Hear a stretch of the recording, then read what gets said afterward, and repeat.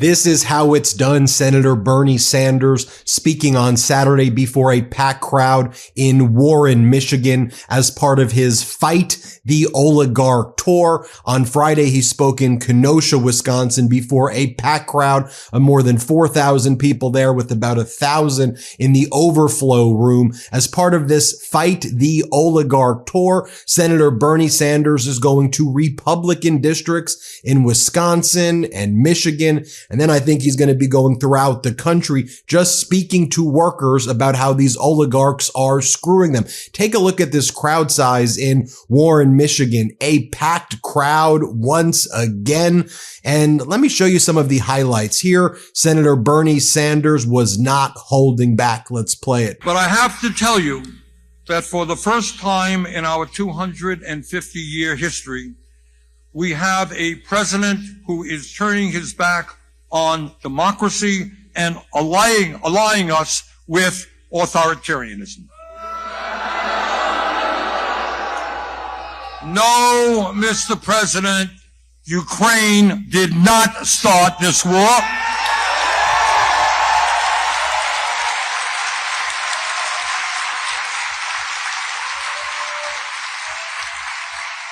No, Mr. President, Zelensky is not a dictator. Vladimir Putin is.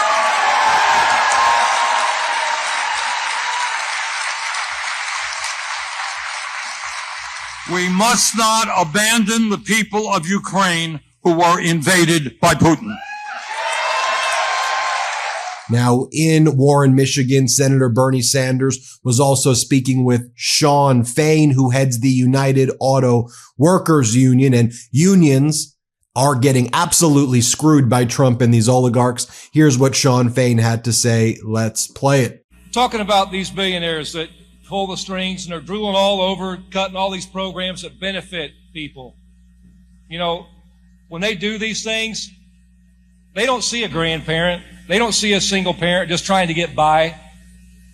They don't care about a retiree or a veteran or a person with a disability trying to live with some dignity. That's right. They see dollar signs, and sooner or later, when they continue to see dollar signs, they're going to see picket signs.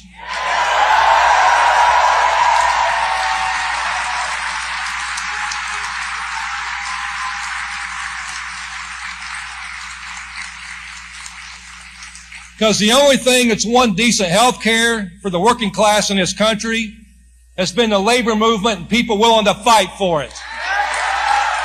Now I want to share with you the full speech by Senator Bernie Sanders. There's really no point of clipping this or that because it's just such a good speech. You have to hear the whole thing the same way you listen to that full speech in Kenosha. It doesn't do it justice just to do clips. So let me share with you the full speech by Senator Bernie Sanders on Saturday in Warren, Michigan. Let's play it. So brothers and sisters, we got some problems in this country. We have an administration that is leading us to oligarchy, and an administration that is leading us to an authoritarian form of society, and an administration that is leading us toward kleptocracy. And what I see happening, and I was just in Kenosha yesterday, we were in Altoona, Wisconsin earlier today, I see this incredible, do you know how many people we have here? We got a bunch of rooms. We got over 6,000 people.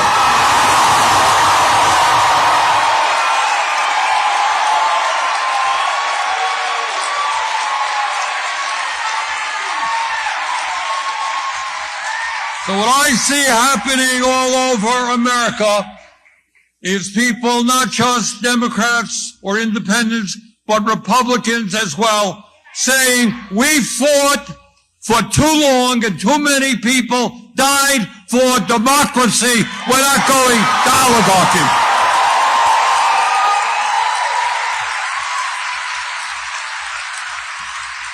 You know, it's a funny thing that we are right here in Abraham Lincoln High School. And I thank the high school for allowing us to use their facilities. So I want to tell you a little story. In Vermont, on Memorial Day, I usually go to a parade, a beautiful parade, one of the largest in the state, in a town called Vergennes, Vermont, in the northern part of the state. And at the end of the parade, people assemble at the town green and people give speeches. And the organizers always bring up some kids from the high school to say a few words. And what they ask the kids from the high school to say, one of the speeches, is to recite Abraham Lincoln's Gettysburg Address. You all remember that? And let me remind you what he said, because it was really prescient and it was really quite extraordinary. Here he was in 1863. I think it was a few days after the terrible Battle of Gettysburg. Thousands and thousands, maybe tens of thousands of soldiers had died in the fight against slavery.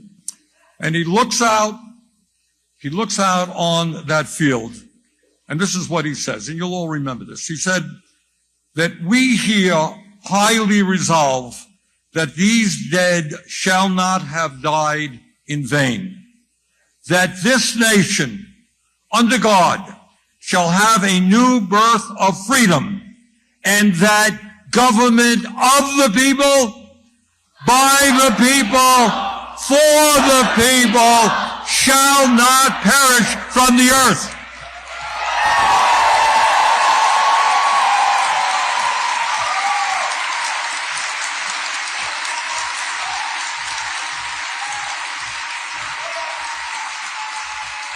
And that is why we are here today.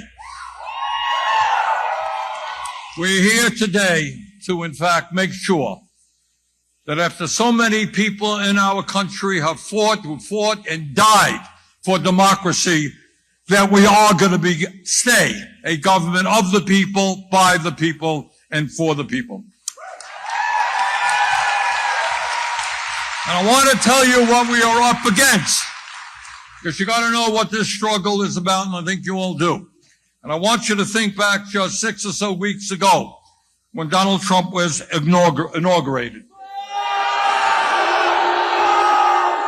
Now, think about who the people were. Now, I had a box seat. For whatever reason, I got pushed to the front of that. So I was like 3 feet away. And right behind Trump, sitting behind him, were the 3 wealthiest people in America. Mr. Musk, Mr. Bezos, and Mr. Zuckerberg. That's not all. Behind them were 13 other billionaires who Trump had nominated to head major government agencies. In other words, they weren't hiding anything. They were telling the American people and the world that instead of a government of the people, by the people, and for the people, we have now become a government of the billionaire class, for the billionaire class, and by the billionaire class.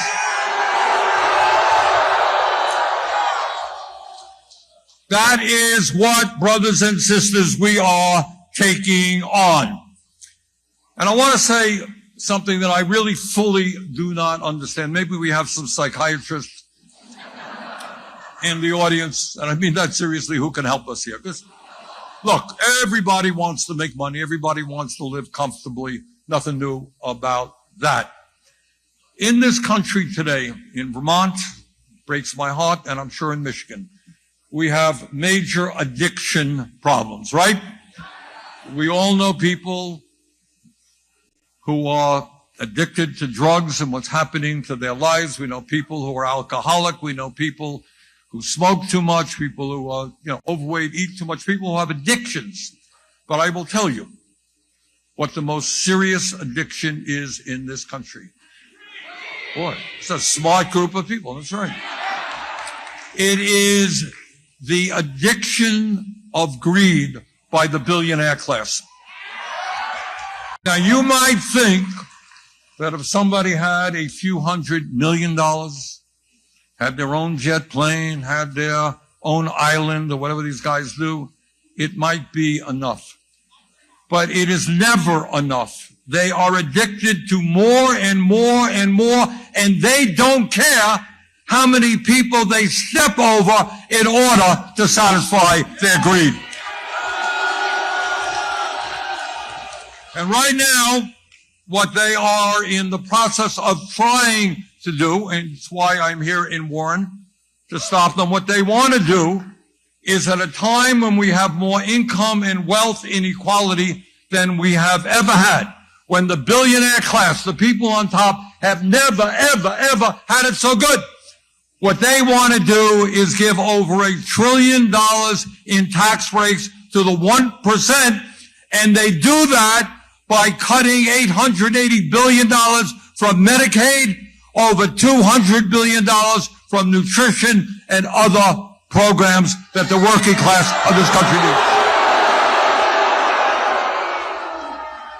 So in other words, this is the Robin Hood proposal in reverse. Instead of taking from the rich, giving to the poor, they're taking from the poor and giving them to the rich. We ain't gonna let that happen. And I want to explain for a moment what $880 billion in Medicaid means. It means that when in the midst of a healthcare crisis, millions of children will be thrown off of the health insurance they have.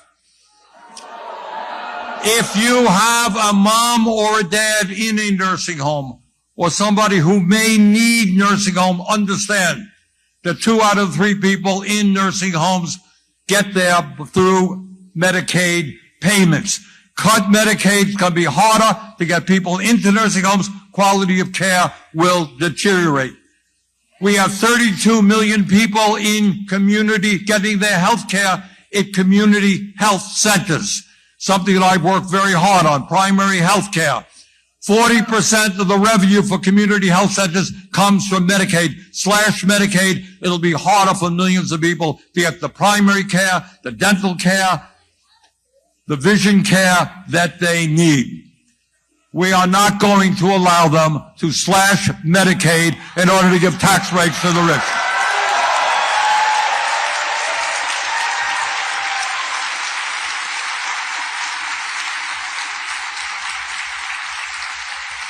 Now, the reason we are in Warren and we're in Kenosha and we're in Altoona is that all of these congressional districts have Republican members of Congress who won by a very slim vote. Your congressman is Mr. James, John James. Apparently you know Mr. James. So my request of Mr. James is very simple. You know, I'm from Vermont and I am here doing a town meeting in Warren, Michigan.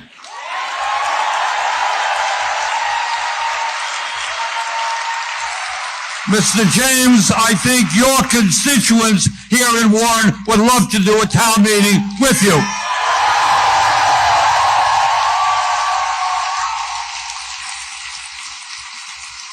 And I think that town meeting should be respectful. People, he has the right to make his case, let him speak. You have the right to ask him questions.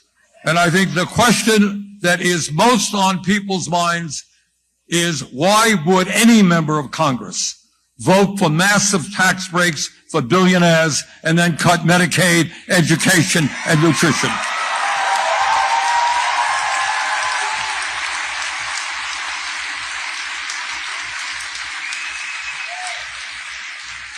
But Mr. Musk and Mr. Trump are not only going after Medicaid and nutrition programs, they're going after Social Security. I think I speak for every member of the Senate in telling you that we get calls every single day from seniors, people with disabilities saying, I'm trying to reach Social Security. I got a problem. I want to talk to somebody. It's taken forever to do that. In fact, shamefully, some 30,000 people die every year waiting for an understaffed Social Security. They are way understaffed today to approve disability benefits. You got that? So people are sick, they're on disability, takes them forever to get their issue dealt with, and they die in between. What Musk and Trump are proposing are massive cuts to Social Security staffing, which would make it harder for people to get their claims addressed. That would mean more people will die. That is not acceptable.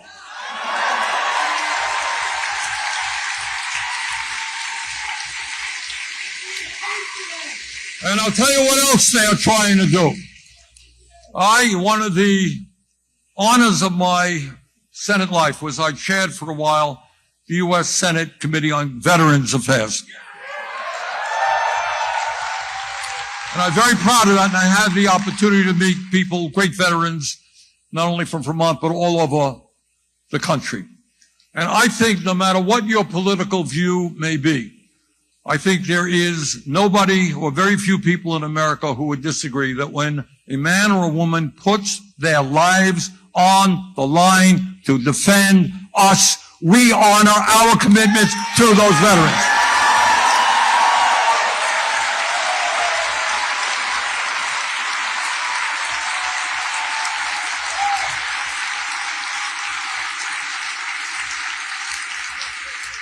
But at the behest of Mr. Musk, the VA has announced that they intend to lay off 83,000 employees at the Veterans Home. And that will mean for veterans to go into VA healthcare, a deterioration in the quality of care they get. For veterans who are waiting for their benefits, it will take them longer to get. Now, just yesterday, Foreign Wars, the second largest veterans organization in the country, said, quote, "We now call upon VA to reconsider its planned reduction of 83,000 employees." The VFW is right. I call on the Trump administration, rescind that order.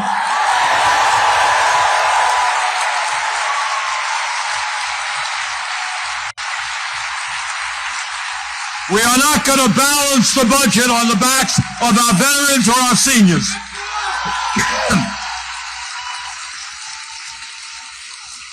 I'll tell you something else.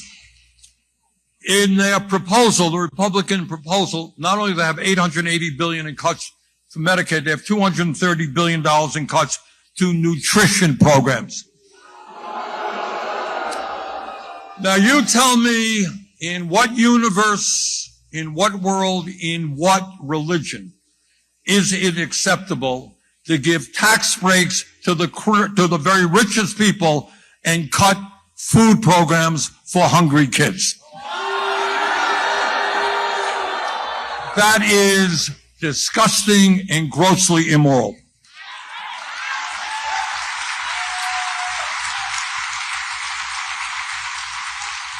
Now, obviously, one of the ways you dismantle programs is you cut staffing. You cut massive amounts of workers at Social Security and VA. They can't deliver the services that people need. So right now Trump and Musk are in the process of laying off hundreds of thousands of federal employees. And we have any federal employees right here? Yeah. All right. And we thank them for their service.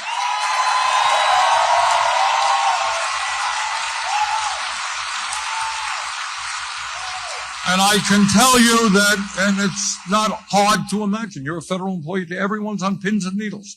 They're wondering, they're going to get a letter from Mr. Musk tomorrow telling them that they're gone. People have worked for years. People have done great work. Gone. Out on the streets. Now, I want you to think for a moment. If Mr. Musk can do this arbitrarily, fire hundreds of thousands of federal employees, think about what will happen when the technological revolution of artificial intelligence and robotics really gets hold in this country. Think about it.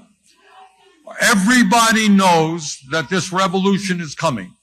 And that means that many millions of workers in the private sector are going to be displaced. If Musk can simply throw out onto the street for no decent reason hundreds of thousands of federal employees. What do you think they're going to do when robotics and artificial intelligence comes? They're going to replace those workers and they're going to throw them out on the street as well. This is a prelude to what they're going to do in the private sector. Now, I happen to believe that technology unto itself is not a bad thing. If it can result in increased worker productivity, that's great. But what we want to make sure is that workers benefit from that worker productivity increase.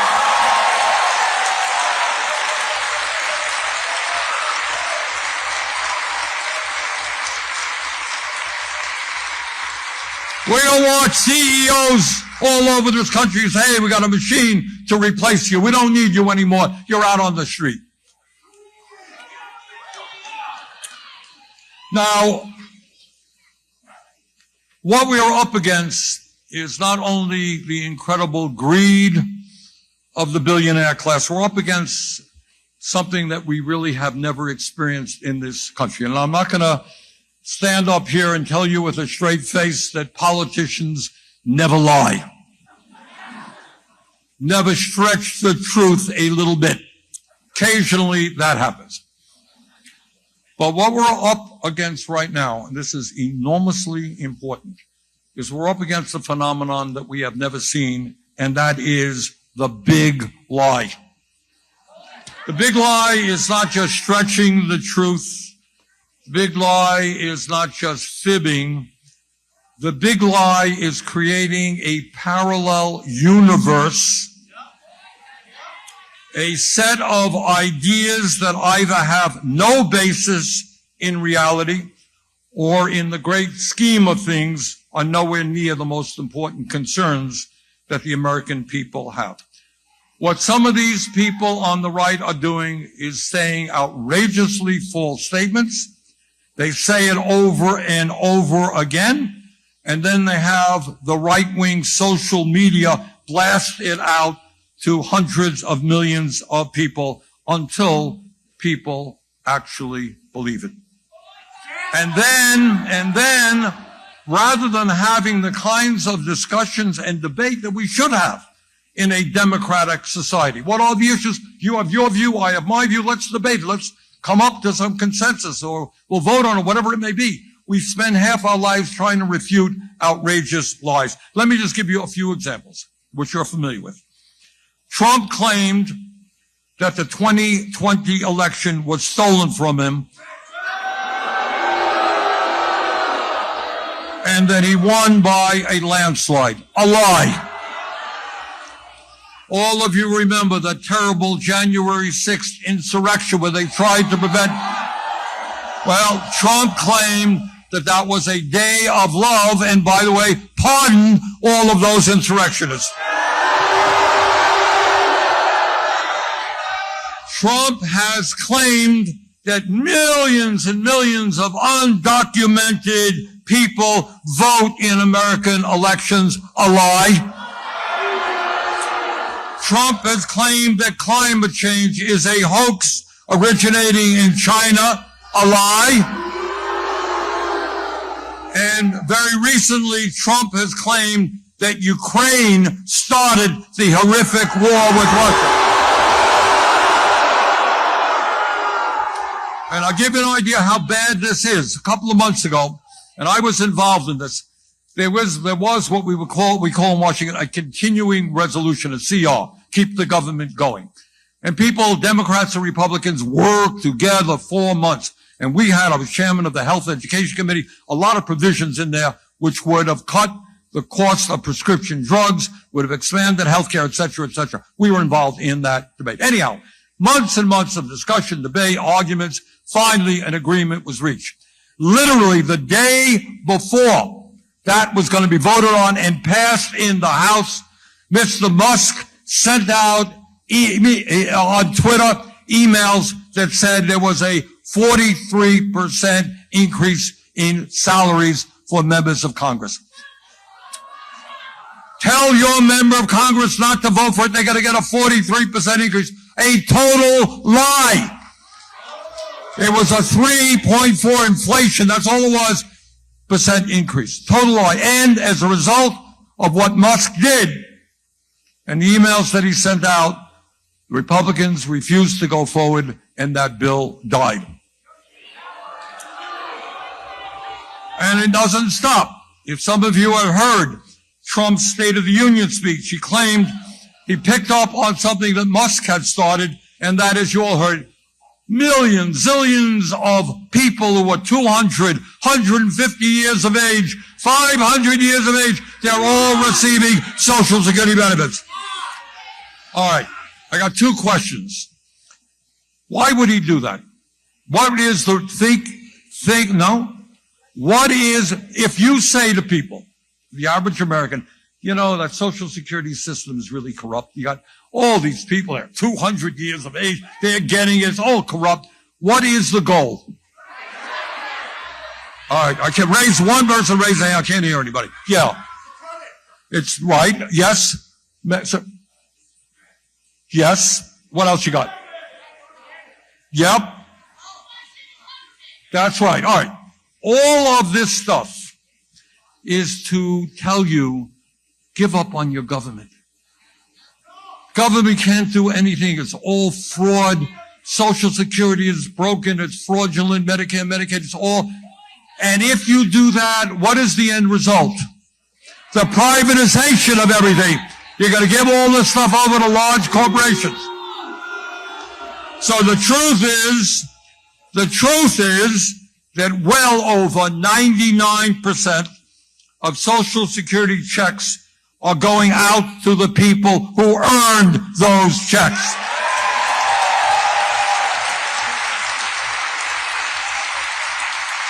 $70 million people, and nobody who is 150 or 200 gets a Social Security check. Absolute lie.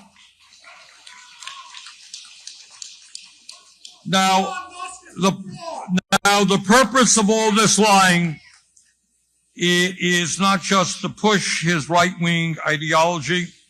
It's more than that. It is, and this is big stuff that we got to stay on. What they are trying to do is deflect attention away from the real issues, the very serious issues that the working class of this country is facing. And those are issues that Musk and Trump do not want to address because it's not in their financial interests to do so. So, as a case in point, Trump gave his State of the Union speech. It went on for about 28 hours, I don't know. It was the longest State of the Union, I think it was 100 minutes. And in his 100 minutes, this is what is extraordinary. It's not what he said, it's what he didn't say. He spoke for over an hour and a half, and he almost completely ignored the issues that are keeping working families up at night as they worry about how they are going to survive in these very difficult times. So let's do something radical. You ready to do something radical?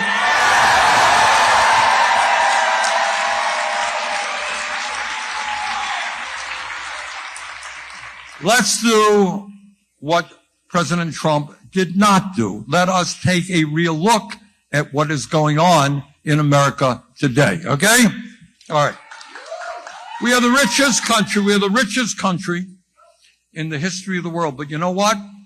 60% of our people are living paycheck to paycheck. Now, unlike Trump, I grew up in a family that lived paycheck to paycheck, and I know a little bit about that, as I expect many of you do. So what does living paycheck to paycheck mean? Tell me. Raise your hands. It'd be loud. Yes, right here. It means surviving, how you survive. Yes. It means little money. What does it mean? Yes.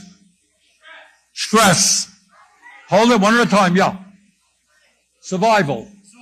Exhaustion. Well, like fear. Fear of what?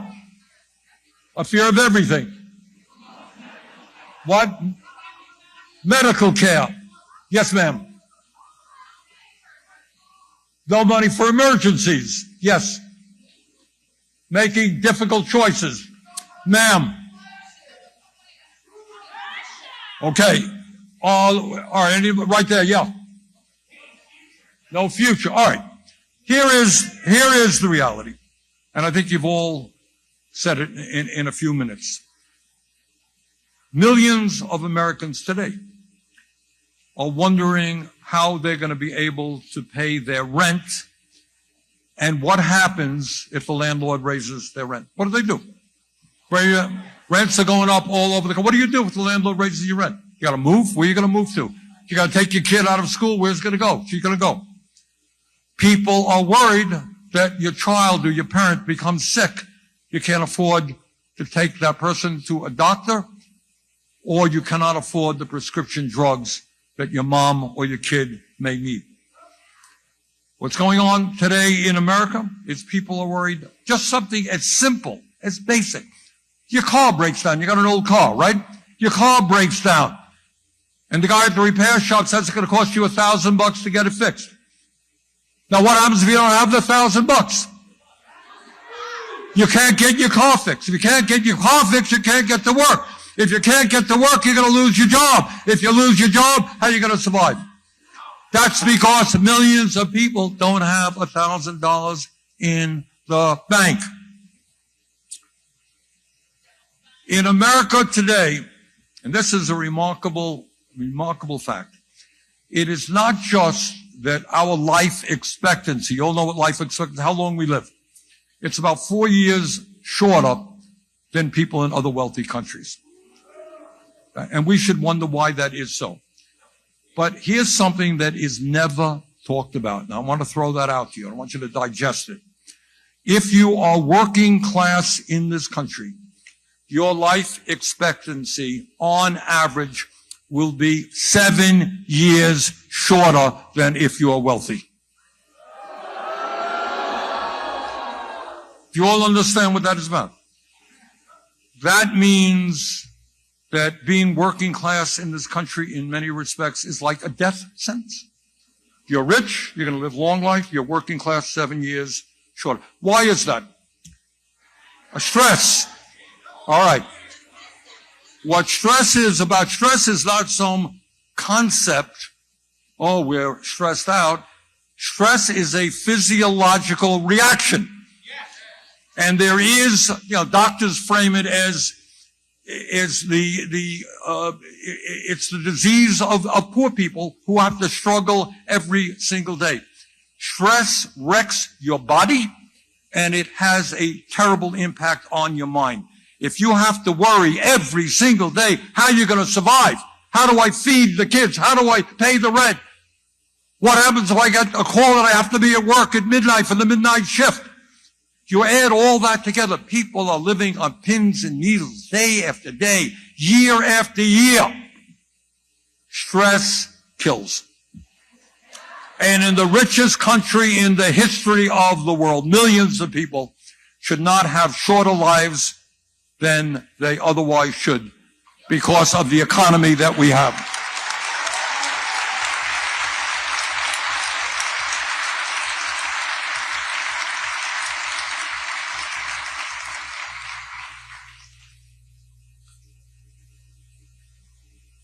But it's not just domestic policy that we have got to be concerned about under Trump. We are all proud. I think we wake up in the morning, we know it, and it's part of who we are as Americans. We are proud that we are the longest standing democracy in the world.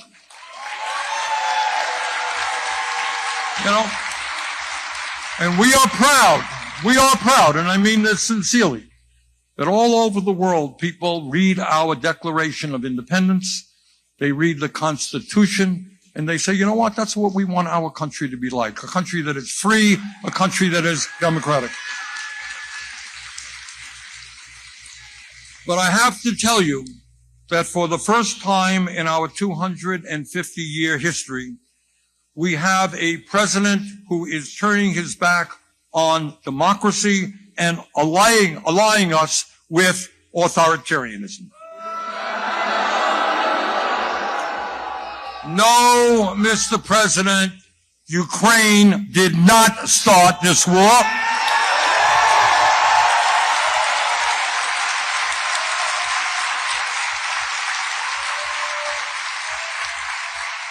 No, Mr. President, Zelensky is not a dictator. Vladimir Putin is.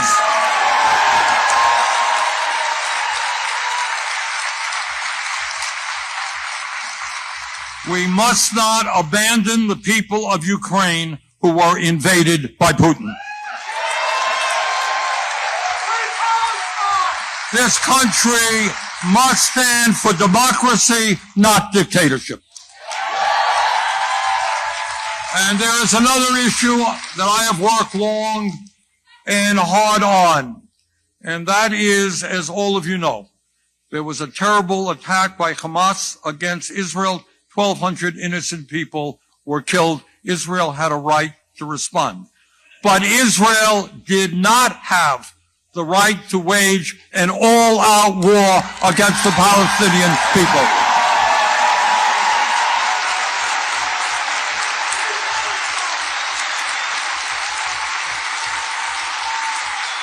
And as a result of that all-out war, 45,000 people, most of whom are women and children, are dead. And as a result of that war, well over 100,000 have been injured. And as a result of that war, the infrastructure, the healthcare, the schools, the water systems, the wastewater plants in Gaza have been virtually destroyed. Now, tragically, Trump wants to follow Biden's very mistaken policy and provide more weapons to Netanyahu's right-wing extremist government. I'm going to do everything in my power to make sure that Netanyahu does not get those arms.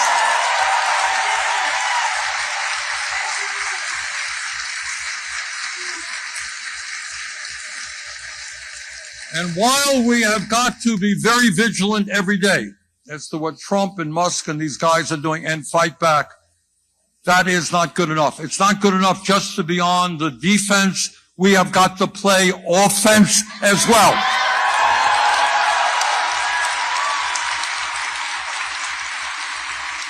And here is a secret that the corporate media will not tell you. And that is the progressive agenda is wildly popular all over this country. It is exactly what the American people want.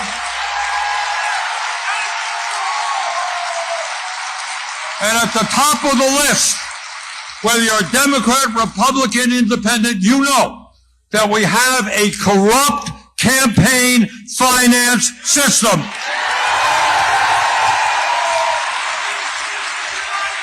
This is America. Billionaires should not be allowed to buy politicians.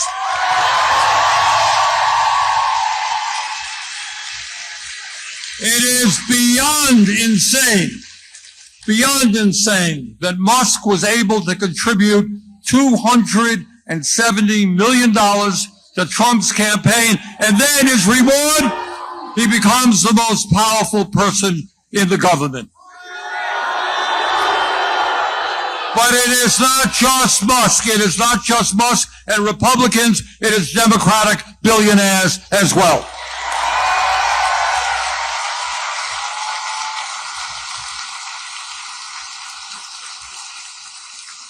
We need to end this disastrous and corrupt campaign finance system. We need to overturn the Citizens United decision. And we need to move to public funding of elections. Billionaires should no longer be able to buy elections. And I'll tell you something else that the American people, Democrats, Republicans, Independents, feel strongly about at a time of unprecedented income and wealth inequality. They don't want the billionaire class to get another nickel in tax breaks.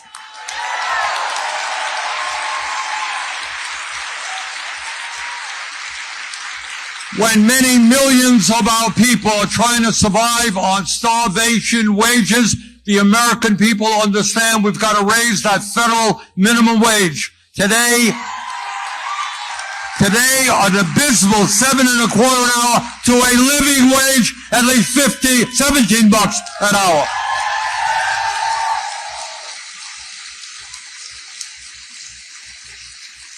All over America. We got any trade unionists here? People in unions, raise your hand. All right, thank you. All over this country, workers know that if they're going to earn decent wages, benefits, and working conditions, you got to have a union at your back. Unions have never been more popular than they are right now. But what's going on is that many of these corporations are acting illegally in trying to prevent workers from joining a union. They're threatening them. They're threatening to move the plant to China, taking them in back rooms, indoctrinating them, all of which is illegal. That is why we've got to pass legislation I just reintroduced called the PRO Act that punishes companies that act illegally when workers try to form a union.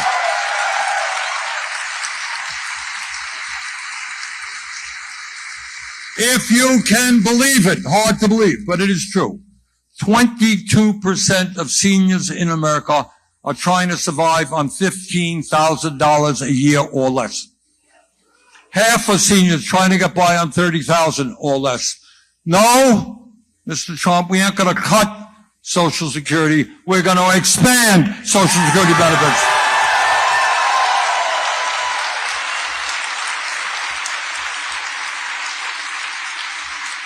How many people in this room think our current healthcare system is working? You're right. We are spending twice as much per person on healthcare as the people of any other country. Yet we got 85 million uninsured or underinsured. Many of you have large deductibles, right? All right. We have 60,000 people a year in America dying because they can't get to a doctor on time. All right, they get sick, they wait, they walk into the doctor's office, it is too late. The time is long overdue for this country to do what every other major country does, guarantee health care, all people as a human right.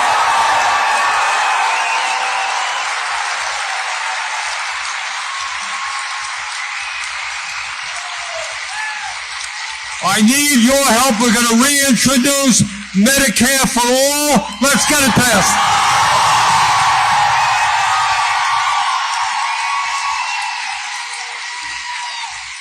Unbelievably, in our broken healthcare system, 1 out of 4 people who get a prescription from their doctor cannot afford to fill that prescription. We pay by far the highest prices in the world for prescription drugs, sometimes 10 times more than people in other countries. Congress has got to have the guts to take on Big Pharma and make sure that we cut prescription drug costs in this country by 50%.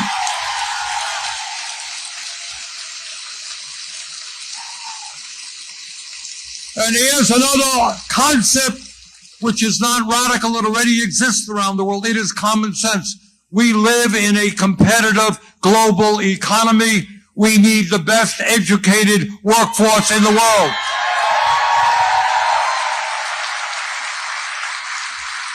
It's not just that we need more doctors and nurses and dentists. We need more carpenters and electricians and sheet metal workers. We need more teachers.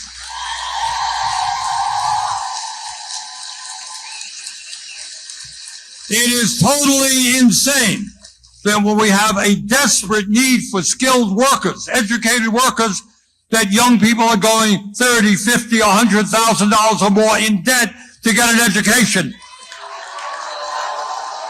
Instead of giving tax breaks to billionaires, let's make public colleges and universities tuition free.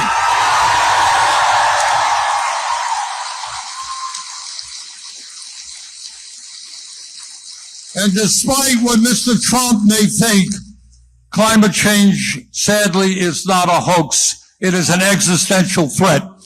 We can create millions of good-paying union jobs by transforming our energy system into energy efficiency and sustainable energies.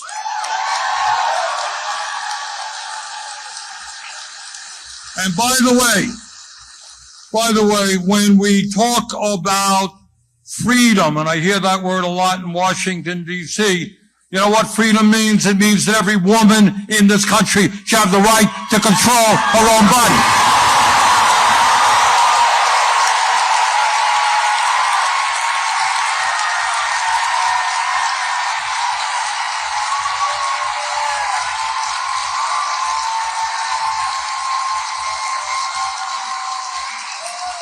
Now, I know that a lot of folks throughout the country, here in Michigan, are feeling angry, you're feeling frustrated. And some of you may feel a bit hopeless. So let me say this. At this moment in history, this very difficult moment, despair is not an option.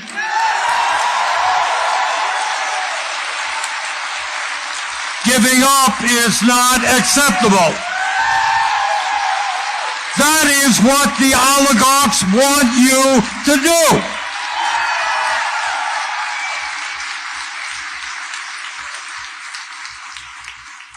So let us never forget, real change, the change that we have experienced over the hundreds of years of our nationhood, only occurs when ordinary people stand up against oppression and injustice and fight back. That's how change.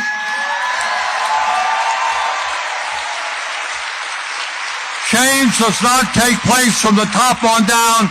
It's the bottom on up. And I want you to think in this difficult moment, to understand that this is not the first time in American history that we have faced serious, serious challenges. And I want you, and I don't want to be overly romantic here, but I want you to think back to the 1760s, 1770s, where you had these people here in the colonies, then colonies, and they said, you know what, we want independence. We want to be able to make our own decisions.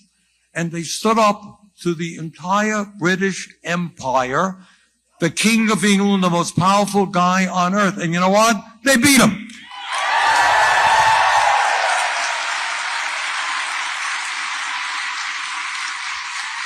I want you to think about the 1830s, 1840s, 1850s, people in the abolitionist movement who said, you know what?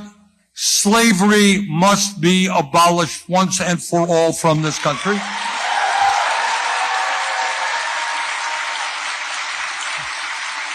And they were taking on some very powerful people.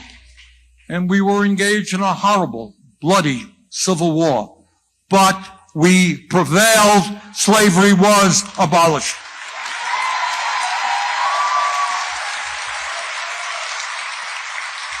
Sean Fain of the UAW was up here a few minutes ago, and I was just thinking, I was reading something today about the labor movement. All of you know anything about labor history, but in the early parts of the 20th century, you know, we had kids, little children working in factories. We had workers working 7 days a week. We had workers who paid horrible wages. And what workers said, they said, you know what? We want to form a union. And what the companies would often do is fire these workers. They would have workers beaten up. Sometimes workers were killed because they wanted to form a union. I was just reading today, I don't know how many of you know this, that in 1936, when people were forming the United Automobile Workers, workers faced enormous opposition from General Motors and the other big automobile companies. You know what workers did? They actually took over GM's factories.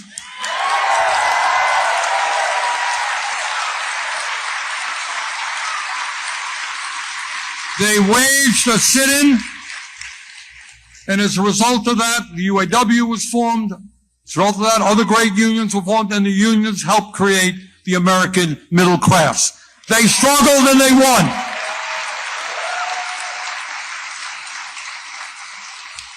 And we all remember, or read about, the extraordinary bravery of Dr. King and the civil rights movement and their struggle against segregation. We all know the history of the women's movement.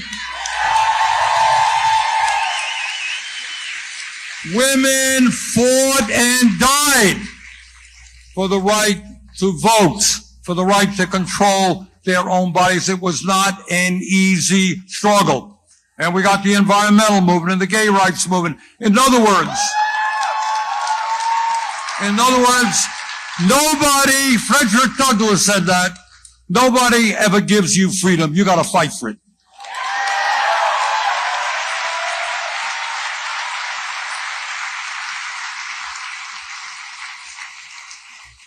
So yes, the oligarchs are enormously powerful. They have endless amounts of money. They control our economy. They own much of the media, and they have enormous influence over our political system. But from the bottom of my heart, I believe that if we stand together, we can beat them.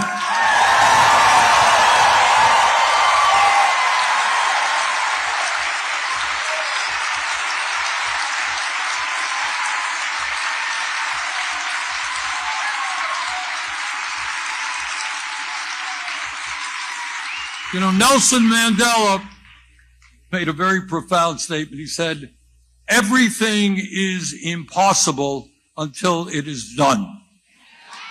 So, you know, like, oh my God, can't happen, it can't happen. Then it happens, oh, no big deal, you know, yeah. Well, all right. So, well, I love you too.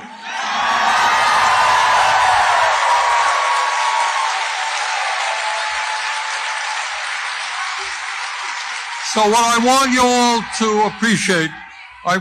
to appreciate that in the wealthiest country in the history of the world, if we stand together, if we do not let the right wing divide us up by the color of our skin or where we were born or our religion or our sexual orientation, if we stand together, fighting for an agenda that works for the working class of this country, nothing can stop us.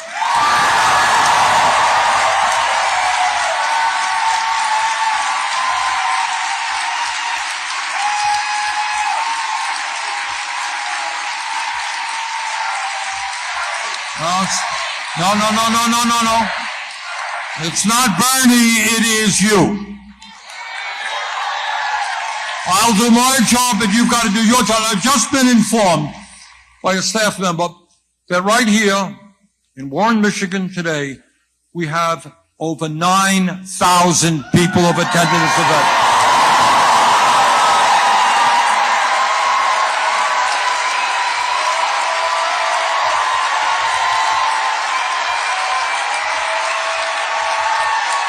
So I think in addition to this room, we got an overflow room, and then we got an overflow room. And what that tells me is that people not only in Michigan and Vermont, but all over this country, we're prepared to stand up, we're prepared to fight, and we're going to win. Thank you. Yeah, that was so powerful right there. We're going to keep covering Senator Bernie Sanders' Fight the Oligarch tour as he's speaking in red districts, purple districts, blue districts. He's speaking to Americans. He's speaking to the workers about how these oligarchs and these billionaires are screwing over the workers, how Trump and Musk and the oligarchs are screwing the people, and the people have had it. This is a movement that's taking hold in this country, and I think that other Democrats and Democrats in general should be watching what Senator Bernie Sanders is doing right here. Speak to workers, speak to Americans. If the MAGA Republicans are too scared to hold town halls in their districts, go to their districts and talk to the people. That's what needs to be done right now. We see Senator Bernie Sanders doing it. Incredible stuff. And it's an honor and a privilege to cover it here on the MeidasTouch Network. Hit subscribe. We'll always keep you updated on future speeches by Senator Bernie Sanders. Hit subscribe right now. Help us get to 5 million subscribers. The truth is more important than ever. Check out our new Truth Over Lies collection at store.meidastouch.com. All 100% USA union made.